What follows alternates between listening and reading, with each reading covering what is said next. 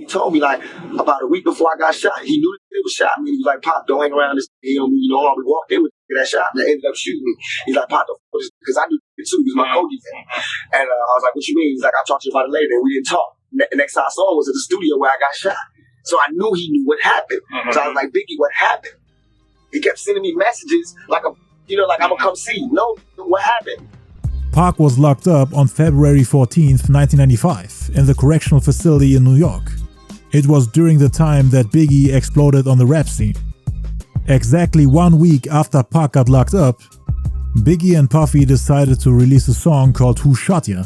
February 21st, 1995, 3 months after the Quad Studio shooting. The title itself made everybody raise an eyebrow, but the overall concept and sound of the record made it even worse.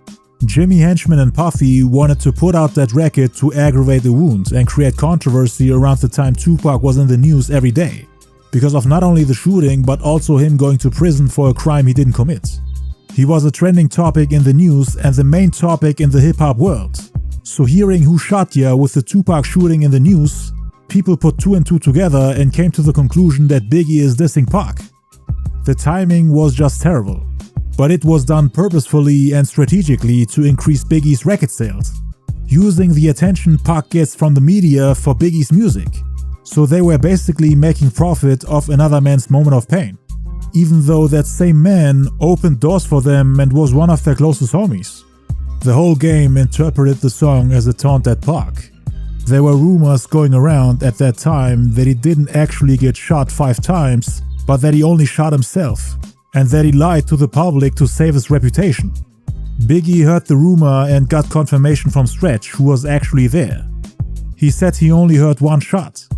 So the answer to Biggie asking the question who shot ya would have been Tupac. Tupac shot himself. So that of course infuriated Pac even more. People in Biggie's camp knew that it would create controversy. And Puffy was rubbing his hands like the devil, knowing that he can make profit from it. Trolling a man who's been the biggest topic on the news and can't defend himself now that he's in prison. All while remaining close to Jimmy Henchman, the mastermind behind the shooting.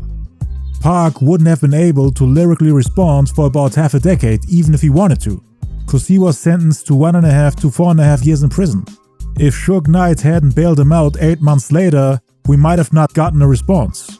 When Pac heard the song in prison, he was super upset and thought that they did it on purpose, as a slick way to laugh at him. He was hurt, not only because Big is his homie and it's a sensitive topic, but also because he thought the song is dope. That's what he told people. If Who Shot Ya was a trash song, it wouldn't have bothered him. But the song became the hardest thing in hip-hop. It really pissed him off. Such a great track. But it sounded like it was aimed at him. Normally, he would have been happy for Biggie for dropping such a great track. But this was the first Biggie song he couldn't bump like everyone else. When he made Who Shot Ya, I wanted to quit because heartbeats sound like Sasquatch feet, thundering, shaking the concrete. They stopped when I followed the plot. Neighbors called the cops because they heard mad shot. It's like, okay. Yeah. It was beautiful. It was so menacing, the dark chords and then his voice over them. And it was just like the hardest song you've ever heard. Everyone in prison was playing it. They had it on repeat, telling Pac that Biggie is taunting him. And Pac had to endure it for the next 8 months. He couldn't escape it. I mean, he goes to prison and a week later they drop the song. Prison mates would always ask him if there's beef between them. All while Pac was in a state of confusion, isolated from the rest of the world, with no contact to any of the people involved. He couldn't just call Biggie and talk it out with him, but he would hear all types of rumors while he was locked up. And for the next couple of weeks, he would always hear Biggie say, "Who shot ya?" When family members would come to visit him, he would ask them, why would he release that song? What is he trying to do? Because Pac never heard it before. Biggie used to give him demo tapes of songs that were just about to drop, to show him what he was currently working on. On the surface, this one seemed like a brand new record recorded after the shooting. Especially with Puffy yelling 9-5, short for 1995. Even though the first verse, more specifically the first version of the first verse, was recorded in 94, 3 months before the Quad Studio shooting. This was the first recording of the song Who Shot Ya, with only one Biggie verse.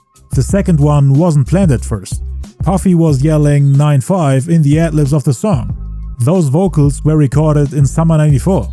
If you listen closely, you can hear that the verse is slightly altered from the final version. It's an entirely different take. He actually called himself Biggie Smalls on this. But in the final version, which was recorded months later, he said B.I.G. The lyrical molesting is taking place. With Biggie Smalls, it ain't safe. The lyrical molesting is taking place. With B.I.G, it ain't safe. So two completely different recordings.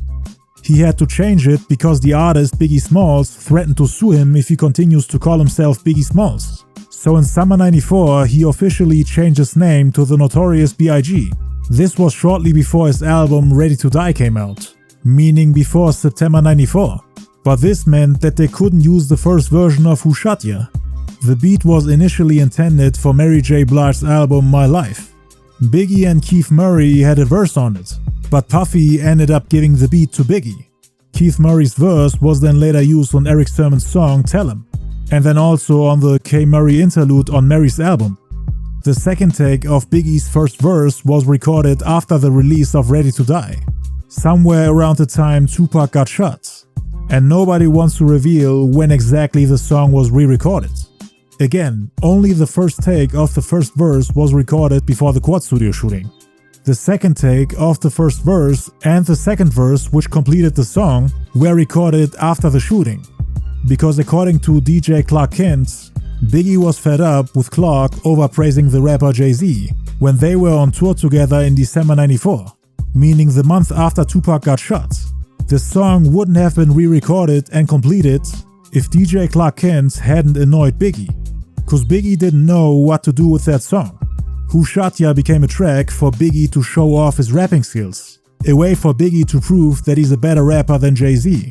So while being on tour, Biggie went back to the studio in New York to record the second verse of Who Shot Ya, and also to re-record the first verse to improve his delivery, while also changing a couple of lines like the one where he calls himself Biggie Smalls, and also the one in the outro where he's giving Mary J. Blige a shoutout.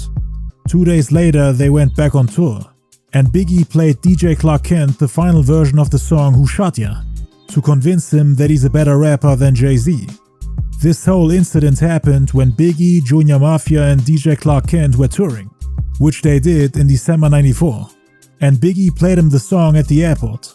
So again, the second verse with the lines against Jay-Z and possibly against Tupac were recorded a couple weeks after the Quad Studio shooting, which happened on November 30th. There's footage of DJ Clark Kent and Biggie performing together in Richmond, Virginia on December 27th. They were flying from city to city and playing each other music. Clark Kent made Biggie listen to Jay's songs and Biggie made him listen to his own songs. Even if Who Shot Ya wasn't a diss at Tupac, it was strategically released at a very vulnerable moment for him, knowing that the media would hype it up and turn it into a headline. Pac was already getting crucified by the media, and people were calling him names for the assault case, destroying his image and reputation, to the point that the people from Interscope Records didn't really want to have him on their label anymore, even though he became a platinum artist. At this point, Pac was really done with rap, cause the media had destroyed everything he worked for, to the point that people started to view him as this disgusting, filthy animal and psycho, the complete opposite of what he was trying to be. Plus, he's in prison, locked up for a couple of years, and now Puff and Big are kicking him while he's already on the ground defeated. And the people who really believe that Pac is an abuser really love the idea that he's getting dissed. Look, we're dissing this disgusting animal that just got locked up for assaulting a woman. They never actually said it, but that's how some people interpreted this song. Biggie didn't even think that Pac would take offense to it, nor did he care about it. Again, he probably had zero intention to diss him. Let's take him by his words, cause he always denied it. That being said, pretty much everyone at the time thought that it was about Tupac. I mean, who else in the rap game got shot around that time? Why drop a single called Who Shot Ya when your homie gets shot and thinks that you might have known something about it? You wouldn't do that to a friend. It's distasteful. People connected the dots and said that him releasing the song exactly a week after Pac went to prison couldn't have been a coincidence. You would expect your friend to proceed with caution after you accused him of knowing something about the setup, cause Pac was already claiming that Puffy and Andre Harrell knew about it, as they were there with Jimmy Henchman when Pac came up the elevator covered in blood. With Jimmy using Stretch to send him messages, he had confirmation that it was indeed him who gave the green light for the shooting. Why would Biggie and Puffy continue to do business with Jimmy after the shooting and those threats? This is where Pac slowly started to become paranoid and started to overanalyze every line from rappers from New York, thinking that it might be a subliminal line against him. He really started thinking that it was him against the world, with every rapper from New York trying to say something slick about him in their lyrics. And it all started with Who Shot Ya? Pac interpreted some of the lines on there as references to the Quad Studio shooting. Who shot ya? Separate the wheat from the ops, leap hard to creep them Brooklyn streets. The opening lines already hit a nerve, with Pac thinking that Biggie is directly talking to him, asking who shot ya, knowing that his best friend Big Stretch, who was there that night sitting on the ground during the robbery, has witnessed the whole incident and told Biggie that Tupac shot himself and that no other bullets were fired. Biggie was convinced that Pac made up the whole story about getting shot 5 times to make it more dramatic, and Pac thought that Biggie asking who shot ya was sarcastic, an attempt to belittle him, calling him weak and obsolete. Weak because he couldn't defend himself with a gun in his hand, and obsolete because Biggie is now taking his spot in the rap game, with Pac going to prison for 1.5 to 4.5 years. Again, these lines are not about Tupac. The entire first verse was written in summer '94. But Pac interpreted these lines differently and thought it was a diss. Like him saying hard to creep them Brooklyn streets. The robbers came from Brooklyn, and they all looked like Biggie's homies. It's on again, I'm gonna let bickering beef. I can hear sweat trickling down your cheek. So Biggie is telling the guy who got shot that the beef is on. Hearing your friends say this after going through a traumatizing experience like this must have been soul-crushing for him. With rumors of Puffy and Biggie's involvement in the shooting floating around, on top of Pac accusing people of setting him up, and Biggie saying it's on, F all that bickering beef, Pac saw it as confirmation that Biggie really has a problem with him and wants to beef with him. He started to connect the dots with the possibility of Biggie's homie Lil C's quote-unquote luring him into a trap by telling him to come around the corner to the place where the robbers were waiting for him, assuming that Lil C's and thus Biggie might have been involved in this, or at least might have known about this. It wouldn't make sense for Biggie to be so insensitive and drop a song like this the week Pac went to prison if he really wasn't involved. That's what Pac thought.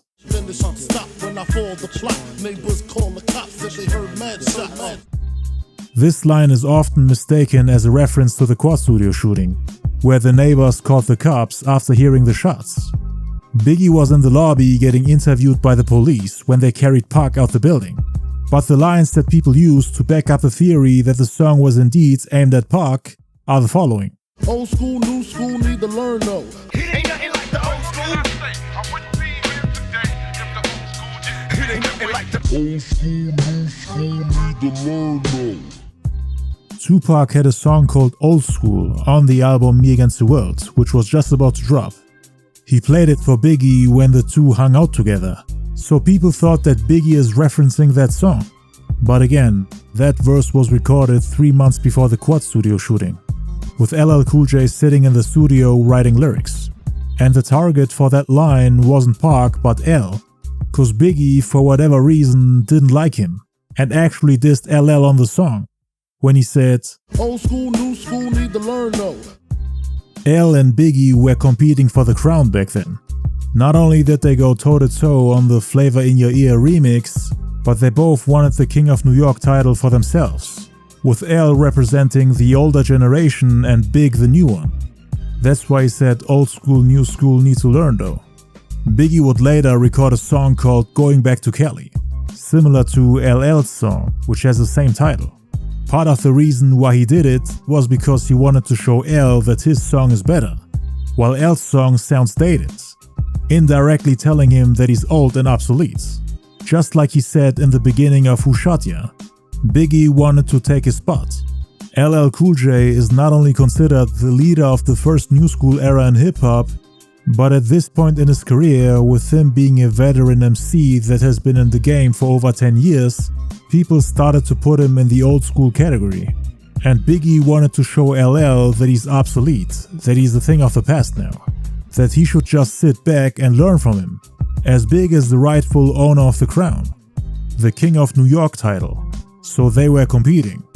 Both L and Big prepared verses for the Who Shot Ya beats, but Big was faster. L was still sitting in the studio writing when he heard Biggie dissing him. Everyone in the studio knew that it was about L, who then later recorded a response record called I Shot Ya, which Pac also took offense to when it came out on October 31st, 1995. So in 95 we got two game-changing records about shooting someone, with everyone thinking that both songs were aimed at Pac. Both Who Shot Ya and I Shot Ya. All because of Biggie and Puffy. Who shot ya? I shot ya.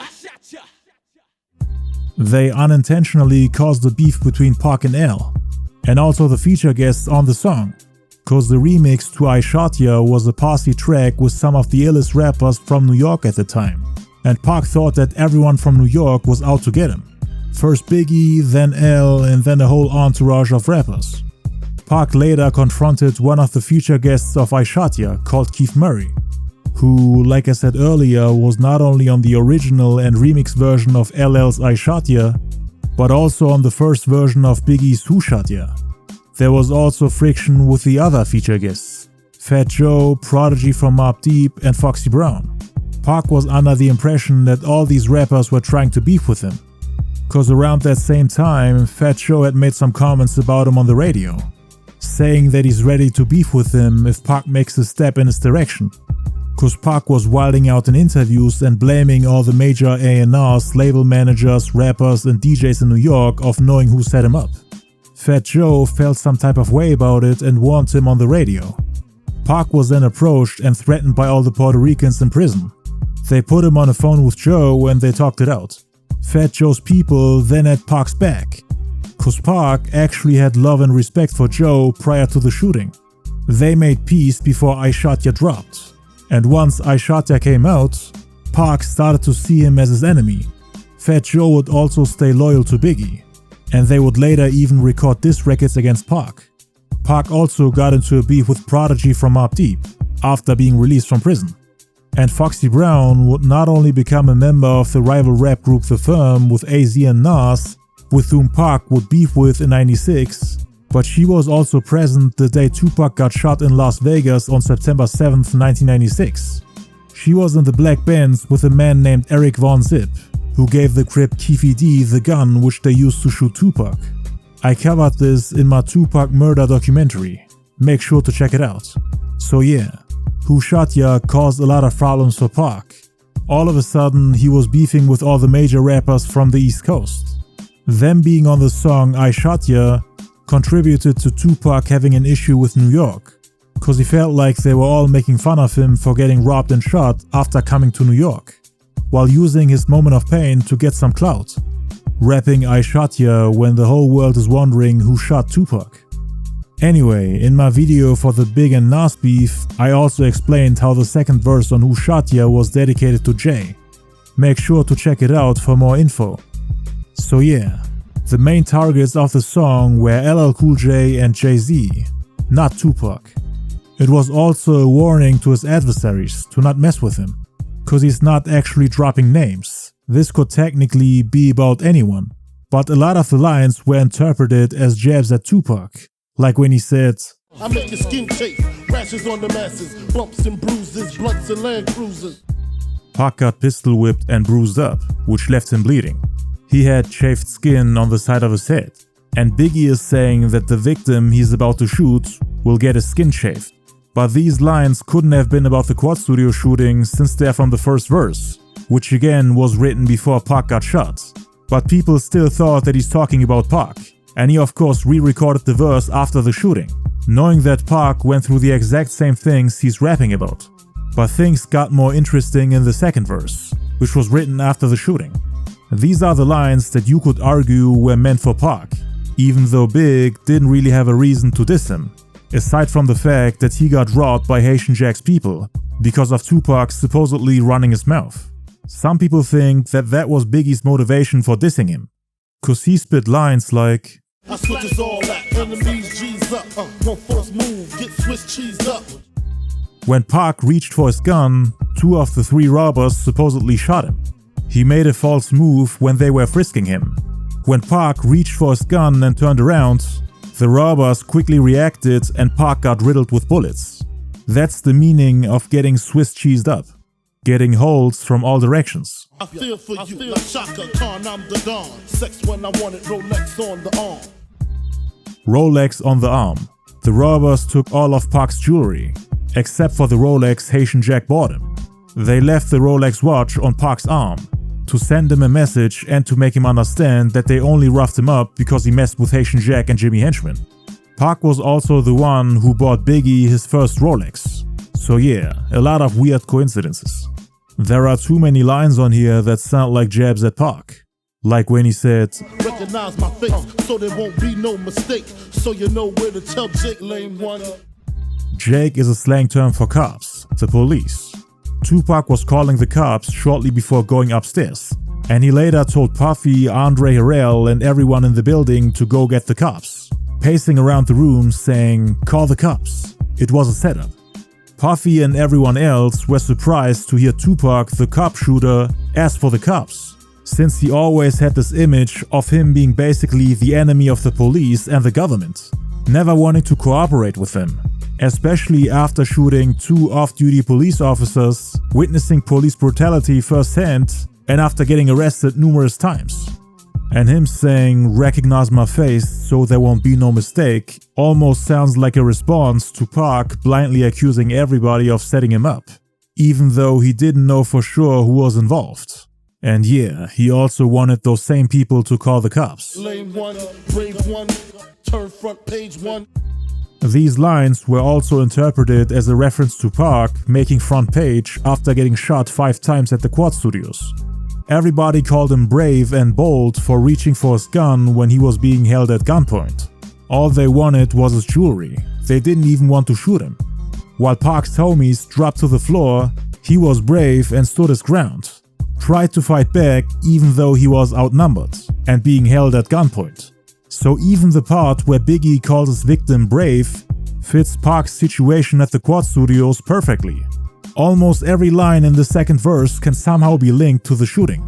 The title "Who Shot Ya" combined with him saying the victim turned front page after getting shot left no doubt in Pac's mind that Biggie was talking slick about him. And Pac wasn't the only one feeling that way. In '95, Biggie would start performing the song live, like in Chicago for example. And the crowd oftentimes would get upset, thinking that he's dissing Pac. So Biggie didn't really perform it as much as some of his other hits. This industry, I turn your best friends into your worst enemies. Pac warned me, but I didn't believe him.